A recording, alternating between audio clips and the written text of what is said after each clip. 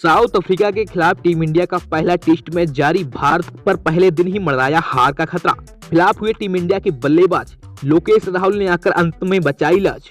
दिखाएंगे test match के पहले दिन का पूरा हाईलाइट दोस्तों, लेकिन उससे पहले अगर आप भी चाहते हैं कि टीम इंडिया साउथ अफ्रीका को खेली जा रही 2 टेस्ट मैच की सीरीज में 2-0 से हराए और इतिहास में पहली बार वह कारनामा कर दिखाए जो अभी तक भारत ने अफ्रीका में नहीं किया है, तो वीडियो को लाइक करना बिल्कुल नहीं भूलें। इसके साथ ही क्रिकेट से जुड़ी तमाम खबरों से अपडेट रहने के लिए चैनल को सब्सक्राइब कर बेल आइकन को भी ऑन कर लें।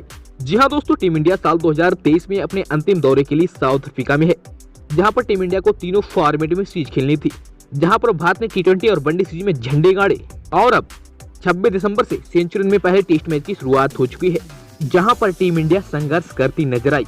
लेकिन टॉप ऑर्डर के फ्लॉप्सों के बीच लोकेश राहुल ने नाबाद अर्धशतक जड़कर सेंचुरी टेस्ट में भारत की लाज बचा ली है। लोकेश राहुल ने 105 गेंद पर 10 चौकों और 2 छक्कों की मदद से 70 रन बनाए हैं और वो अभी तक नाबाद हैं। लोकेश राहुल ने सेंचुरी टेस्ट में भारतीय पारी को संभाल लिया है। पहले दिन की समाप्ति पर भारत का स्कोर 208 रन पर 8 विकेट था। पहले टेस्ट में जिस वक्त लोकेश राहुल बल्लेबाजी करने उतरे, भारत का स्कोर उस समय 27 ओवर में 4 विकेट के नुकसान पर 92 रन था। टॉप ऑर्डर वापस जा चुका था। लोकेश राहुल ने शुरू से ही पॉजिटिव इंटेंट दिखाया। साउथ अफ्रीका के सबसे सफल गेंदबाज कैस्को रबाडा ने 31वें ओवर की पहली गेंद स्टंप पर शॉर्ट बॉल रखी। लोकेश राहुल ने कलाइयों का खूबसूरत इस्तेमाल किया और डीप बैकवर्ड स्क्वायर लेग की दिशा में चौका जड़ दिया। इसी ओवर की अंतिम गेंद पर रबाडा ने विराट कोहली को विकेट के पीछे कैच करा दिया। 107 पर भारत की आधी टीम पवेलियन लौट गई। नांद्रे बर्गर के 34वें ओवर की पहली गेंद फुलर लेंथ आउटसाइड ऑफ थी। राहुल ने कवर्स की दिशा में परफेक्ट टाइमिंग के साथ चौका जड़ दिया।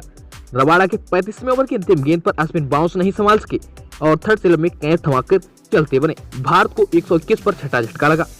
अब यह साफ हो चुका था कि भारतीय पारी कितनी लंबी चलेगी, इसका फैसला लोकेश राहुल के हाथों में है। मार्को यानसेन के 41वें ओवर की चौथी गेंद फुलर लेंथ आउटसाइड ऑफ थी। लोकेश राहुल ने बैकवर्ड पॉइंट और गली को बीट करते हुए चौका लगा दिया। इस ओवर की अंतिम गेंद थर्ड बॉल आउटसाइड ऑफ थी। लोकेश राहुल ने डीप मिड विकेट की दिशा में क्रैकिंग फुल शॉट पर चौका हासिल कर लिया। मार्को यानसेन के 45वें ओवर की पहली फुलर लेंथ गेंद आउटसाइड ऑफ थी।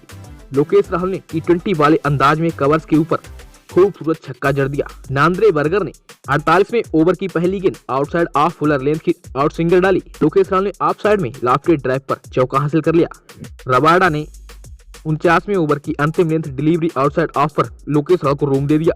लोकेश राहुल ने बैकवर्ड पॉइंट की दिशा में चौका हासिल कर लिया। नांद्रे बर्गर के 52वें ओवर की 5वीं फुलर लेंथ गेंद पर टप्पा खाने के बाद जो अंदर की तरफ आ रही थी, लोकेश राहुल ने फील्ड किया और मिड विकेट की दिशा में चौका हासिल कर लिया।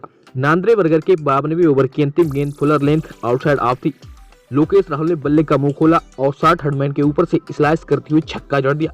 इसी के साथ लोकेश राहुल ने अपना अर्धशतक भी पूरा कर लिया। मार्को यानसेन के 55वें ओवर की तीसरी गेंद पर 1 रन बनाकर बुमराह बोल्ड हो गए और भारत का स्कोर 8 विकेट के नुकसान पर 191 रन हो गया।